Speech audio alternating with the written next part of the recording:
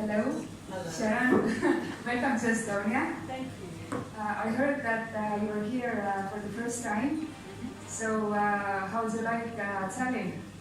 I think it's absolutely beautiful. I have to come back. It's so wonderful. What's the most, maybe most interesting thing that you have liked here now? Well, Andy's been doing a good job of showing me some great places to eat.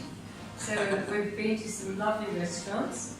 I think the thing that I'm staying in the old city, and I've just been walking around taking photographs of, doorways and archways and stained glass. I don't know, when you're a tourist, you obviously do that. When you live in a place, you probably don't observe as much. I know in Sydney, the only time I see what Sydney has to offer is when I have a guest and I take them around to show them everything. But I found it so inspirational. I found the different styles of architecture quite interesting. I've been fascinated. Is it like Germany? Is it like Russia? What is it? It's such a mixture of different, arts and things like that. And I just found it just beautiful. I can't wait to. My son was here last year with his wife from Russia, and they came home and told me what an amazing place it was and how lucky I was to be coming here. And he didn't underestimate it all. It really is beautiful. So I'm very happy to be here. Thank you, we're very lucky to have you here. So maybe you want to share a story. How did you start your career? How did you become a hairstylist? Well, I've been hairdressing now for 54 years. So, and I'm going to tell you my age. I won't tell you my age, but I started when I was 14 and a half. And so you just have to do the mathematics for that. And I haven't really ever stopped hairdressing. Even when I had my 3 children, I still was being a hairdresser. I maybe only had 3 weeks, 1 month break with the children. So I have 3 children and I have 4 grandchildren. So I have little tiny ones and then I have very big ones. They're my life. They're really wonderful. And so I started in a very small country town, a little place called Baptist. You probably wouldn't even find it on the map. And in those days when I first started hairdressing, there was no colleges. So believe it or not, I am not a graduate of any school. I'm actually a self-taught hairdresser. So everything I know, I've gone and physically sought out the information, attended classes, and obviously invested thousands and thousands of dollars in my education. But I feel very blessed to have hairdressed for this many years. I think mainly because what I'm getting from this is I've been in all the eras. So when I first started my hairdressing career, I started doing sets and putting the ladies under the dryer. And to be a successful salon, a successful hairdresser in those days, you had to be able to make someone's updo last for a whole week. So they wouldn't wash their hair, they wouldn't brush their hair, they would just go out and they would come back 1 week later looking not that much different. And if you could make that happen, you were special. Then of course I moved from there into cutting, and I invested a lot of time in London. So even when my children were little, my mum would come and live with the children and my husband, and I would travel to London, and I would go for 1 month at a time to train. So I would, I've even taken a bank loan out to pay for my tuition. And I feel I feel like I am a very good cutter. So a lot of people never see me as a cutter, they see me as someone who dresses hair. But I think my skills are very, very strong in precision cutting. And then, of course, I went through that era of, the perming. So perming was such a big thing so many years ago. And I feel very blessed to have been a great permer as well. So I've been cutting, I've been perming, I've been setting hair. And then, of course, we went to all that, frizz and undone hair of the 90s. Which, I never thought was such a great era for hair. But I really decided that I wanted to be an educator. I felt very passionate about, I feel very passionate even today about our industry. It worries me that the skill set is being lost a lot. A lot of people are doing shortcuts with dressing hair or doing any sorts of hair. Maybe they're just chopping a bit of hair. Maybe they're picking up clippers and chopping off their hair when it's already dry. And they're not doing technical hairdressing the way I believe we should do it.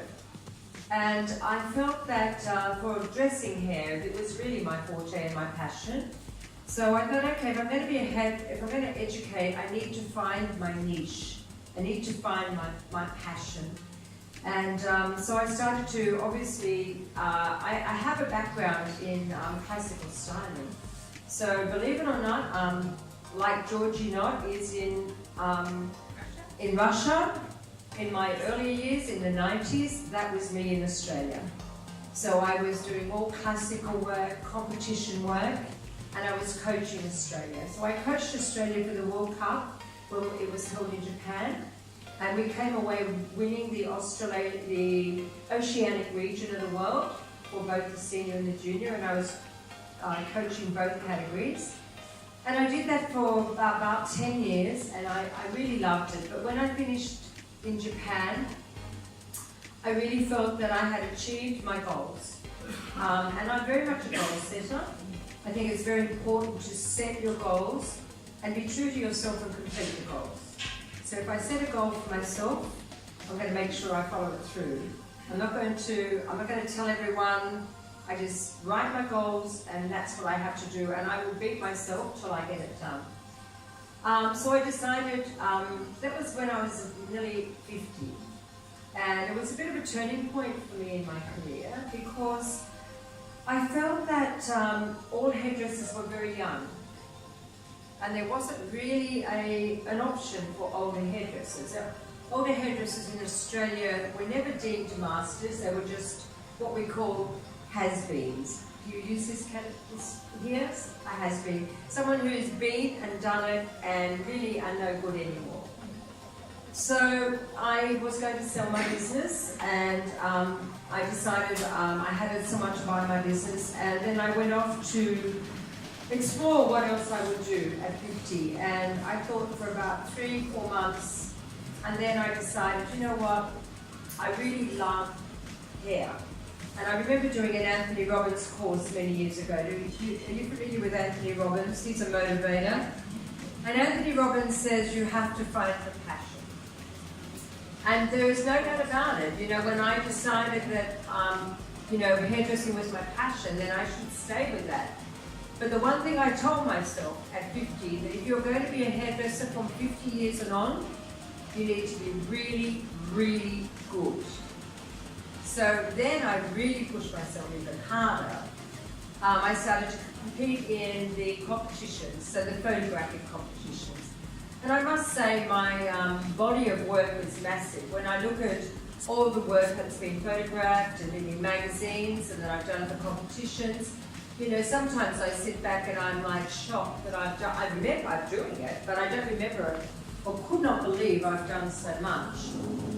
But, you know, doing photographic work was a challenge for me because it was very new for me to start learning to do that at this age. So I was lucky enough to have some lovely friends who helped me along and motivated me and gave me lots of ideas. And then really, you know, it was just about some were great and some were ghastly. Some you will never see and some you see a lot of. But, you know, as my journey went on, I have been a finalist for the Australian Hairdressing, the Hairdresser of the Year for 7 times. I don't think there's anyone in Australia that's been a finalist for 7 times that are over 50 years of age. And I keep saying the reason why I don't win is because I'm too old. So that's my excuse for not winning. But every other competition that I set myself up for, I do very well in. I've won, oh my God, I don't know, too many awards. There's some very prestigious awards, there's some ordinary awards, but I feel some people don't enter awards, but I enter them because I want to be able to benchmark myself against my peers. You know, I think it's good to be a competitor. I think it's good to be bold enough to stand up there and, you know, be competing against people that you have a lot of respect for. And when you have that respect for them, and if you beat them, you think, oh, that's pretty good. If you don't beat them, you think, well, you know, that's amazing to be here in the first place. So it's not that I get out there every year to want to win, but every year for the competitions that I enter, they're normally a written submission. So Educator of the Year, Business Award, awards, you have to write a lot of work. You have to write a good body of work, and it's usually for the whole 12 months of what you did. And I think, you know, I think we should all, even if it's not a competition, sometimes just sit down and write down what we've achieved for the last 12 months. Because, you know, sometimes I shake my head when I think, oh my God, you know, I've done this. I've taught this many people. I've been to this many countries. I've done these many photos. I've had this much Instagram following. I've, you know, had these many people on YouTube. And you have to do this research. And, you know, it just makes you feel like you're doing a good job. It makes you feel like you're achieving. And I think we lose interest in our industry when we don't have a goal. You know, a lot of people can say, oh, it's boring, or, you know, I'm really, you know, I'm not motivated, I'm going to look for another job. But I think you have to find it in yourself, and sometimes we forget what we've done. We forget what we've achieved, and sometimes looking back at our achievements is enough to make us keep moving forward. And I think that's what's really, really important. But today, you know, I'm very lucky. I sold my salons 18 months ago now. And I had two very, well, I've actually had three over at one stage, then I went to two. And I sold two of them 18 months ago now. And I must say I'm happy about that. I was ready to give up my businesses because it gives me an opportunity now to take on a lot of other projects. You know, when people contact me and say, I want you to come, you know, to America, I want you to come here, I want you to come there, I get pretty excited because at this age I think, wow, woohoo, someone still wants to see me. And I guess when they stop contacting me, I know that I'm done. So either that or I'll have one foot in the grave and then I'm done. But, you know, I'm so lucky. You know, Ailey, I met Ailey about 4 years ago now. And she started to work with me. And she's now my main person that gets me up in the morning and puts me on the stage and keeps me going. So she's wonderful, and she told me today I had to put my lips on and I had to do this. So not only does she tell me what I have to teach next, but she also tells me that you need to fix your face up. And you know, that's what a great assistant is. You know, it's not just someone that thinks about themselves, it's someone who has your back, someone who looks after you and really helps you make your seminars great and helps you get the students really doing a great job, who's not worried about how they look or feel, but it's what we're able to achieve as a team for the students to go away feeling really fulfilled and satisfied. And you know, teaching is just wonderful. It's such an amazing opportunity for me. We had the best job in March. We were in Disneyland, and there was 3,500 students in this whole of Disneyland. And then we did a show in the morning, and then we did the hands-on workshop in the afternoon, morning afternoon, and we had 300 students standing in front of us at one time. I'm on the stage, we have all the big screens around, and I'm teaching these 300 students how to do this hairstyle. Then they pack them up and they throw them out the door, and then I have to line up and have my photo taken with or more. And then they bring another 300 in, and I do the same thing. And then they push them out, then they bring another 300 in, then they push them out. So overall, I had 900 students in one day teaching them how to do a hairstyle. And at the very end, I said to Annie, I have to go to the toilet. I have to get out of here. I have to go to the toilet. So I went to the toilet and I thought, oh, I'll just sit in here where it's quiet because no one was around me. And I was checking my emails and answering some quick responses, and I don't know how long I was in there, but there were people waiting out in that washroom for a photo with me, and I'm thinking, oh my God, like they chased me into the toilet and they're just waiting for me to come out again, and I'm thinking, oh my God, I feel like an old rock star sometimes. But you know, at the end of the day, after this journey's done, I go home and I do the washing, and I wash the floor, and I look after the dog, and I look after my partner, and I do the cooking, and I babysit the children. So, you know, I'm still just a normal person at the end of the day. I think the reason why I guess I get so much engagement is I just love doing what I do, and the pleasure I get from seeing someone so excited about achieving a task that I've set them. Money doesn't buy that. You know, it's like my high. I guess it's like a drug, really. You know, some people have to go and have a fix or a smoke.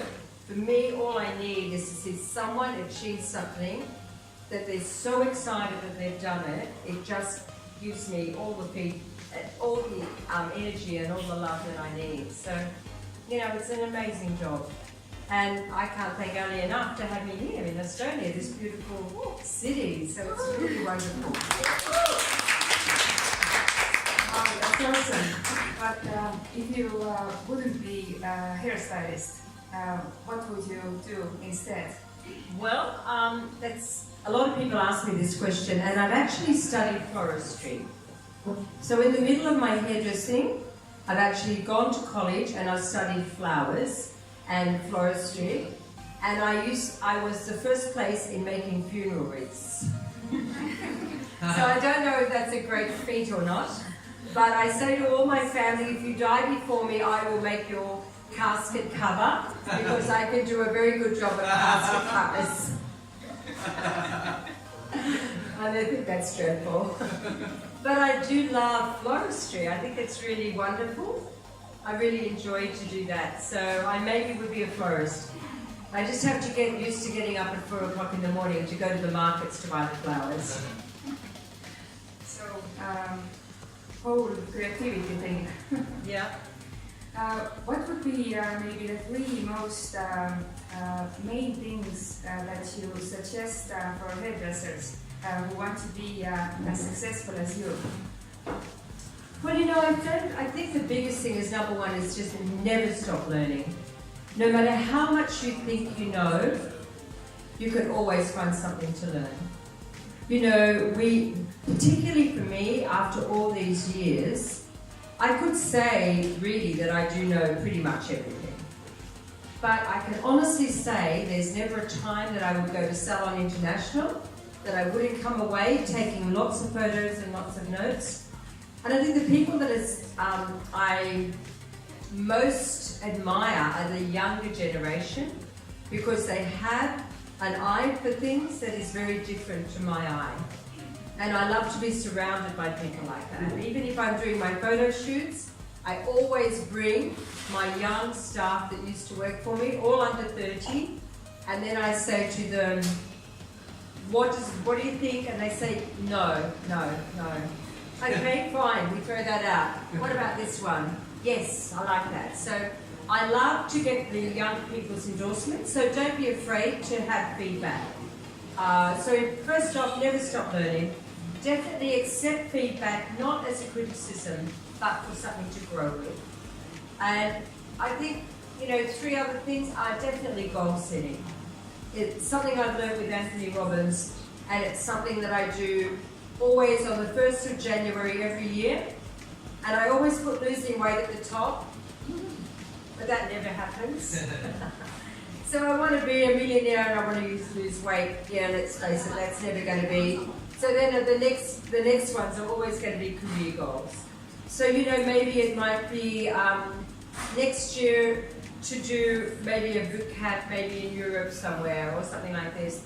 I've given up trying to win the award, the Hairdresser of the Year awards. Maybe I might think about that again, but that's another thing. So set your career goals. Make sure when you set goals that they are achievable. Make sure that they're not just that easy, that it's not even like a goal at all. So make sure you have to push yourself a little bit, but don't have to push yourself so high that it's impossible and you give up before you even try. And I always think the third thing is if you lose your passion, leave. Because I don't think it's fair to the people that you work with, the people that pay you money to do their hair.